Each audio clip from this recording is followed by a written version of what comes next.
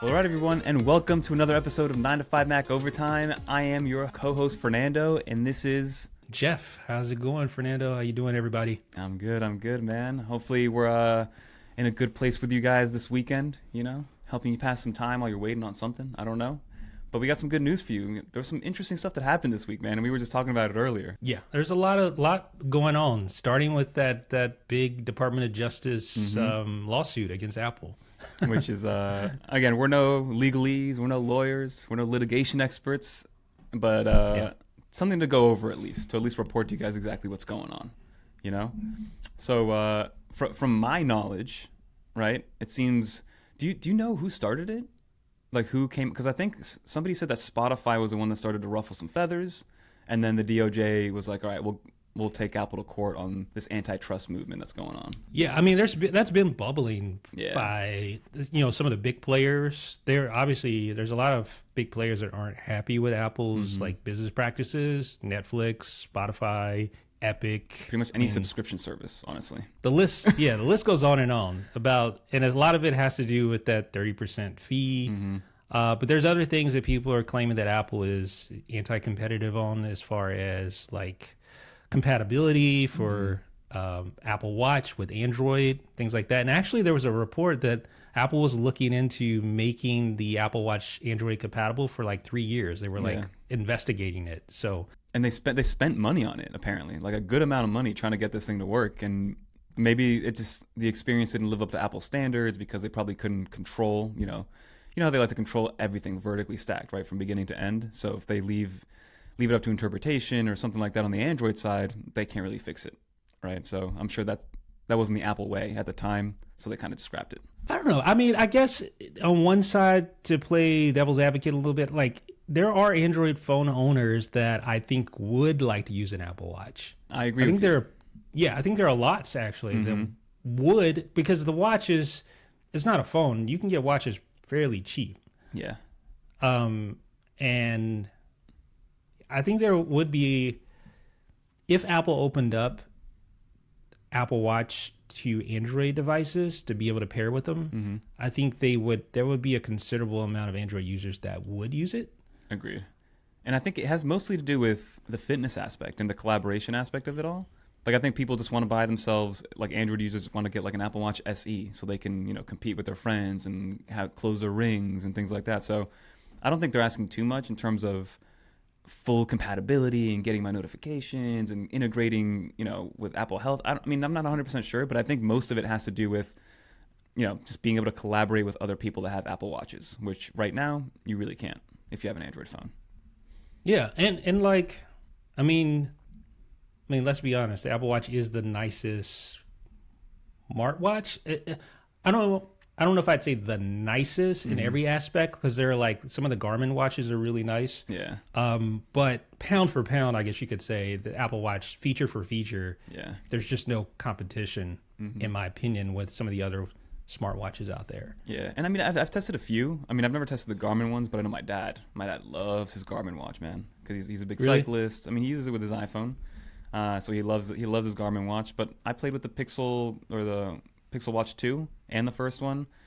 It was not a great experience, I'm not gonna lie to you, because they decided to keep it Fitbit integrated, so it really wasn't Google Fitness, and it was a weird collaboration that just didn't make any sense. But like I mentioned to you before, like, you can't use the Pixel Watch 2 with an iPhone, not that there's a big market for it or anything probably, but just something to consider. And Apple might even benefit, right?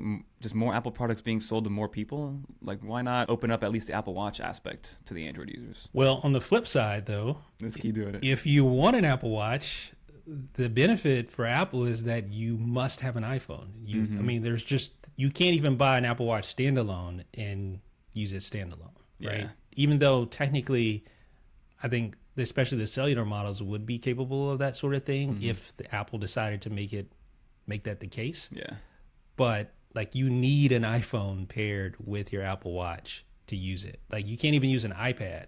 So Apple does benefit, because you think everyone who has an Apple Watch has an iPhone. Yeah. Everyone. Yeah, that's the reason why it's the best-selling watch of all time, and not just smartwatch, like the best just selling watch of all time. And it's heavily has to do with the fact that iPhones have a big market share right now. You know, people just want to have their Apple Watches. They want to be integrated. Like I think I mentioned last episode. For me, the Apple Watch, 2 episodes ago, we were doing our top 5. Definitely check it out if you guys haven't seen that. But for me, it's like if I don't wear my Apple Watch, it just feels like my day doesn't count. Because I'm not getting my notifications when like my brother works out or my buddy finishes a workout or my steps aren't being counted as accurately. So it's a weird psychological thing, which makes no sense whatsoever. It's probably not rational, but I'm sure I'm not the only one that feels the same way, and that's why everybody wears an Apple Watch. You know. I was just looking for mine. I couldn't find it. I know you're not on the same boat, but you know you might be the what's it called, the outcast on that one, the outlier, right? Just kidding. But yeah, I mean that's one big one, and then there's a lot of other things that involve like the walled garden. These big players are kind of upset at the fact that Apple's kind of blocking everybody from getting a piece of the pie, I guess, to a certain extent, or at least a fair piece of the pie in their eyes. Yeah, and then they say like, well, Apple, you're making applications, and chances are Apple users are going to use the applications you make, right, or the services you make. Yeah. They're saying basically they have an unfair advantage, and to some degree they're right, because Apple even uses like APIs that other developers don't have access to. Yeah.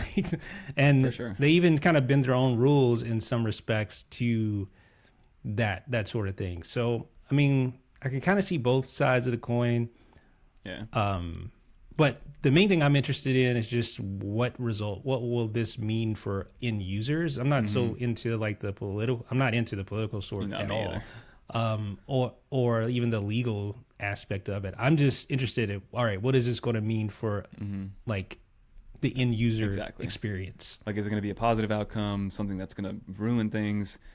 Like, I also have a question in terms of, for all the stuff that we have with 17.4 that came out with the EU legislation and side loading of apps, and was that Apple's solution for the original problem? And then I guess the big players were like, no, this isn't a good enough solution, and then they're going deeper with the Department of Justice. Like, are these two completely separate issues that Apple's dealing with at the same time, which is kind of crazy? Especially, like, why would it be anti-competitive just to have a good product that works, is my biggest question. Well, yeah, I can see that. But you think about the Mac, like, how weird would it be if you could only access apps through the Mac App Store? Like, half the stuff I'm using right now I couldn't even use. Like OBS. True. I wouldn't see that being something that, you could. There's tons of apps that we use that don't go through Apple's App Store on the Mac that would have a big problem, even from just a payment structure. So what is it that makes the iPhone so much different? I guess that's what people want to know. Like, what is it that makes the iPhone so special that it has an extremely strict rule set to deploying apps versus the Mac, which iOS is based off of Mac OS? That's a great point. Because, I mean, the Mac App Store is kind of trash. Honestly. Not kind of. It's pretty much like there are some good applications, and Apple has, to their credit, improved things. They've opened up a little bit, but still, man. No, I agree 100%.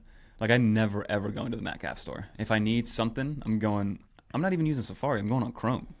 You know what I mean? Like, I'm going on Chrome to find whatever app I need, whatever software, whatever driver. None of it is ever in the App Store, at least on the Mac side, right? And I mean, maybe Mac OS is just so legacy that it doesn't matter in terms of owning what people are downloading on the Mac itself. And maybe they realize that they're like in enterprise situations, and there's people that use Microsoft Office already, and there's already maybe a level playing field there, and Apple just wants to hold on to the fact that the iPhone and the iPad are just a little bit different, right? They own everything that goes in and out of that iPad and iPhone, which is kind of like, as I'm saying it is kind of crazy, but at the same time, it's like, I mean, they created it. They were a first mover. They perfected it. There's a reason why people go to Apple, especially here in the US, because everything just works as intended. It's very familiar. There's no second guessing, and they feel safe using it. At least that's the inkling that I get. Yeah, I mean, I would agree with that. But again, I go back to the point. What's the difference between the Mac and the iPhone? Is you saying the iPhone is just a more personal device by nature, and it has more personal content that would warrant the overabundance of caution. Like the Mac can be a personal device as well. It's a personal computer. Yeah, people bring it with them everywhere, so you can track the location. You can see screen time. You can access the microphone. I'm thinking from like a security standpoint, maybe an iPhone could be a little bit more detrimental in terms of people getting access to the wrong components of the iPhone. Oh, for sure. Right? I don't think there's any argument with that. Like it's like you close your MacBook's lid and you're done. Yeah. Yeah, and like with the phone, it is a more personal device by nature. I don't think anyone can argue that. Yeah. You get your location, you're traveling with your phone. People don't take their Mac to the bathroom. Like it's like the phone is with you literally everywhere you go. So from that perspective, like I can see both sides of the fence, but at the same time, I can also see people that are like, okay, yeah, just because you created it doesn't mean that it's right. Yeah. Like, yeah, you created it, but that doesn't mean that the way you implemented it is the right answer to that. Yeah. Especially if you're a developer, especially indie developer, and like some of the arbitrary, like we've seen it, so many complaints on Twitter about developers being rejected. Yeah, a lot. For arbitrary reasons. Like there's no rhyme or reason as to why their Apple was rejected. And then on top of that, they're taking a 30% cut. That's what I was going to say. Like maybe the solution is for them to take a little bit less. Because, I mean, we've always, in any platform, when anybody builds an ecosystem, like the other day, I was selling something on eBay. eBay takes a cut of something that I sell. It's not 30%. Right. Right? So I'm not, like, annoyed about it, but they're giving me the platform to list something which I otherwise would have either thrown out or made no money on or whatever the case is. So the idea of building a platform or a service that gets a little bit of a cut obviously is normal. I think it's just they're a little bit PO'd of the fact, these bigger players, that it's so much. And then And then the other piece was like, I went to go sign up for YouTube Premium because finally I'm going to sign up for YouTube Premium. I'm done with the ads. I feel like YouTube has been throwing me a million ads. But yeah, it's $30 if I want to sign up for YouTube Premium through the YouTube app on the iPhone. Again, for the family membership. It's $30. And then if I go on youtube.com, it's $22 for the family membership. So I can see, I think that could be a solution, or a good workaround. Just have it, if it's going to be on the app itself, subsidize it by making it more expensive on the app and get people to go to the actual website itself. Yeah. And to your point, like, see, there's just so many back and forth. Like you can make so many arguments for both of the viewpoints here, because imagine me with this iPad here. Okay. And I wanted to sell this iPad. Yeah. So I go to make a domain, call it Jeff wants to sell his iPad.com. And I list it on there. Somebody's going to buy that for $1,000. Right, I listed it on there for $1,000. And I wait and I wait and I wait and I wait and I wait and I wait, and I get no takers. Yeah. Right. Granted, I get all that $1,000 though, but I get no interest. Now I listed it on eBay and it sells in five minutes. Yeah. But I don't get the full $1,000. I only get 800 or whatever their cut is. Which one is the one you want to use? Like, there's arguments for both sides of that, but I can't be mad at eBay because their platform has allowed me to sell, and they need to take a cut of that in order to maintain their platform. Yeah. So it's just a distribution game, and I think it's fine that Apple's making people pay for their app store, because yes, there's millions, maybe even billions of people going on the app store, and if they were to sell it on their own store, yes, their distribution is going to be way less. Minuscule. I'm sure there's a lot more nuance that we don't know about, or like we really got to get into the nitty gritty, but at a high level, that's kind of what it sounds like from a headlines perspective, I guess. But I think the thought that just because Apple invented it, that's the right thing. That's not, like, there's plenty of people that make stuff that they don't have the right motives, or it's just not right. But like now, like I have the Nothing Phone 2. I turned it on. It looked nice. I downloaded the same apps that I use on a daily basis on my iPhone, right? Twitter, my Tesla app, Gmail, things like that. But I guess this goes to an argument against Apple. I couldn't leave my iPhone because I wanted iMessage, I wanted AirDrop, I wanted it to work with my iPad, and I wanted it to work with my Mac, I wanted to use my Apple Watch, and I couldn't do any of that with this phone, right? It's a nice piece of hardware. It's a nice phone. Day to day, I probably wouldn't see a big difference. But yeah, that's kind of what made it the deciding factor. So, yeah, and that is, I mean, that's whether right or wrong, it's a real issue. It is, right? yeah. Like I don't think like imagine you're a phone maker, you have this amazing idea. Like imagine a phone. It would be impossible for someone to come up with a new operating system and a new phone platform today. Like just imagine. It'd be tough, man. I don't even think it's possible. Like you wouldn't even be able to reach 0.5% of the market. It's just, it would be, I would say it's impossible. I agree. And from that perspective, that's the argument, I think. You're like competition, not even competition, innovation is no doubt hindered. Yeah. Like imagine the type of innovations we would have seen had there been more competition. Yeah. But there's just not. There's two players basically in this space.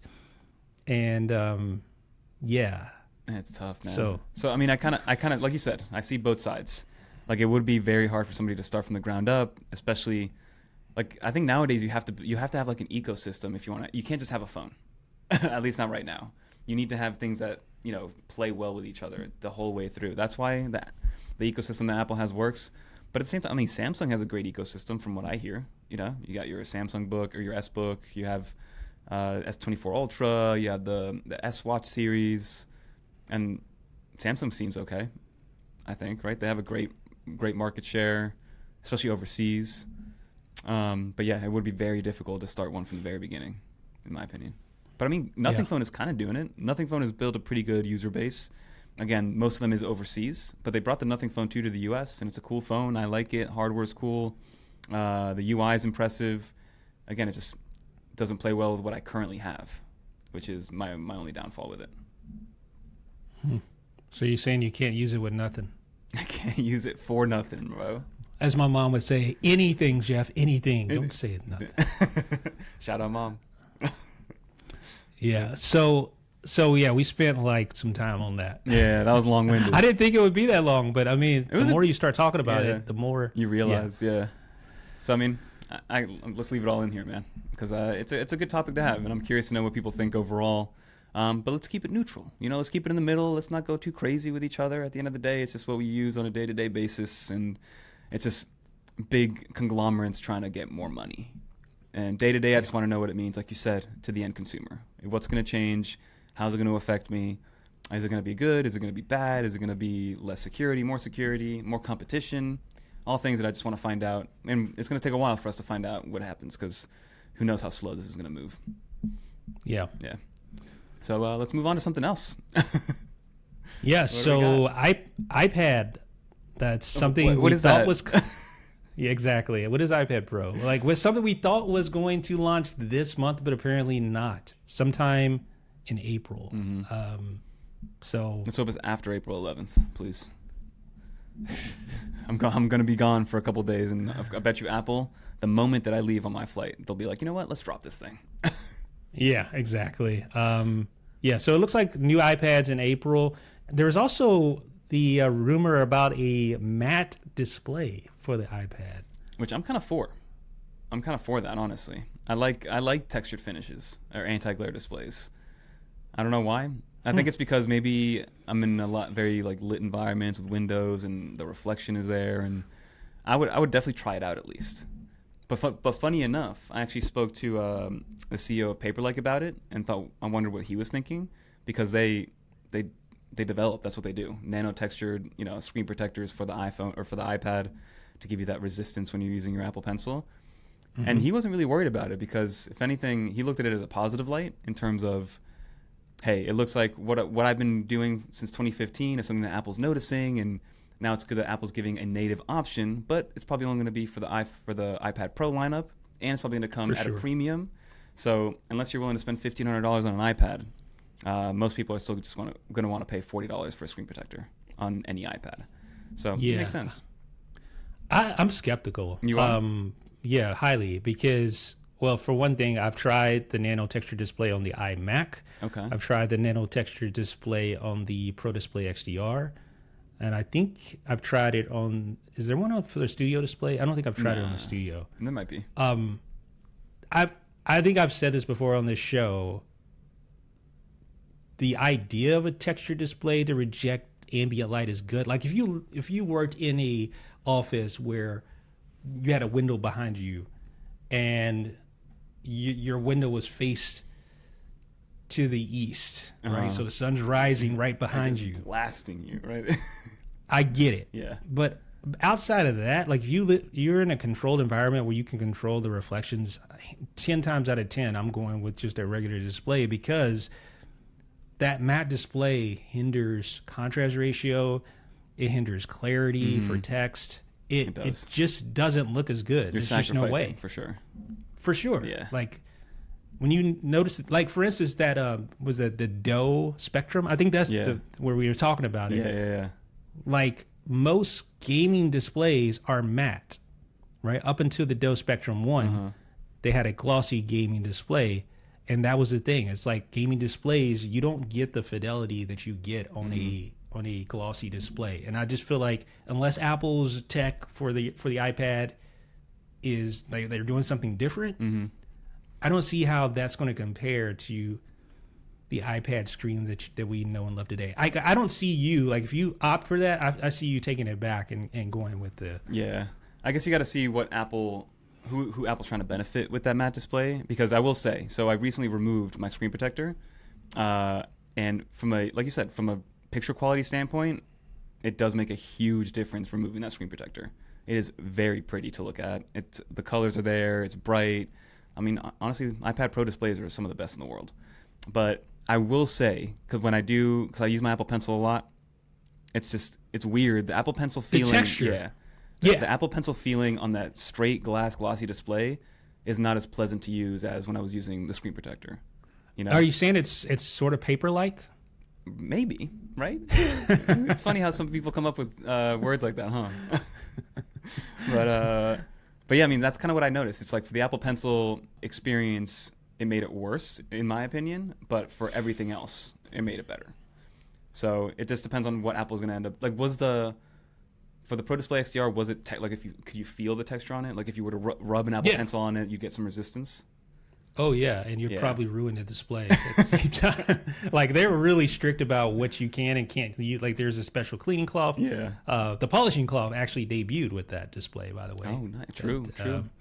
So yeah, you got to be careful how you clean that thing. But I mean, Apple better expect iPad Pros with matte displays to be used with an Apple Pencil.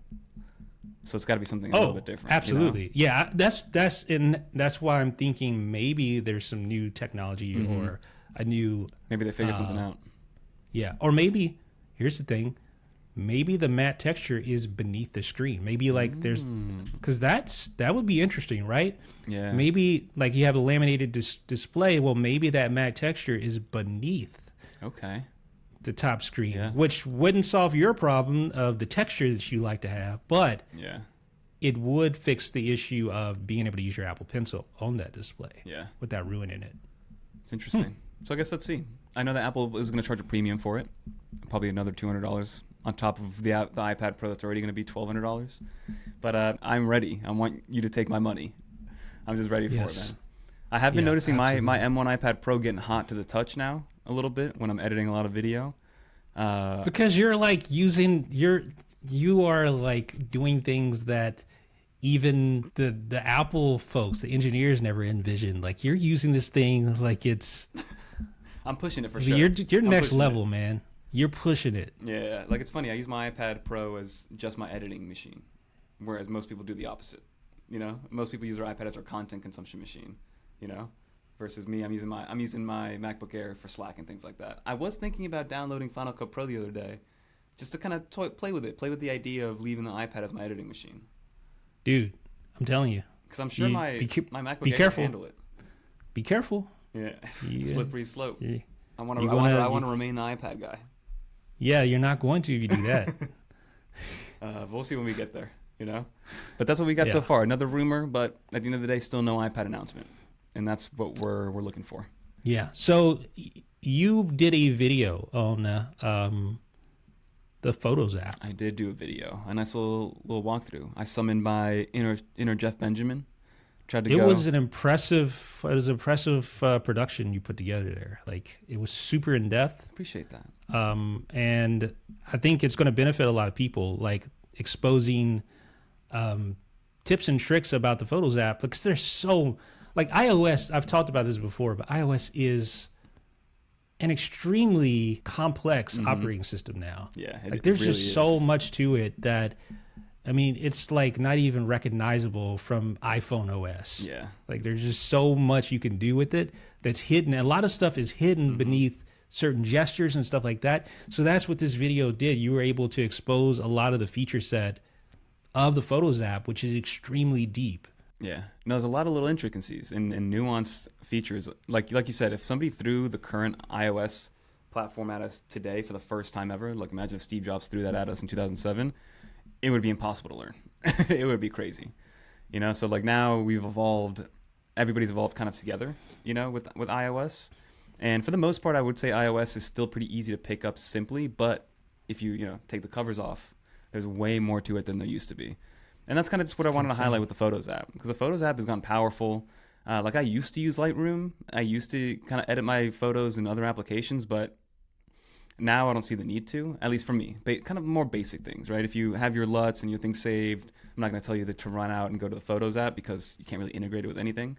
And somebody did comment, it's like, oh, I love the Photos app, but I just wish it had more, or I had the ability to like reduce my wrinkles and like change. Exactly. Yeah. Okay. So I was going to bring this point up exactly. Yeah. Like, the one thing the Photos app needs, man, I can't think of it. Like, I'm launching Affinity now, but it takes forever on this M1 MacBook Pro. So, yeah, but it's like where you can blemish like correction or whatever. Like, you can take a certain blemishes and then like get rid of them.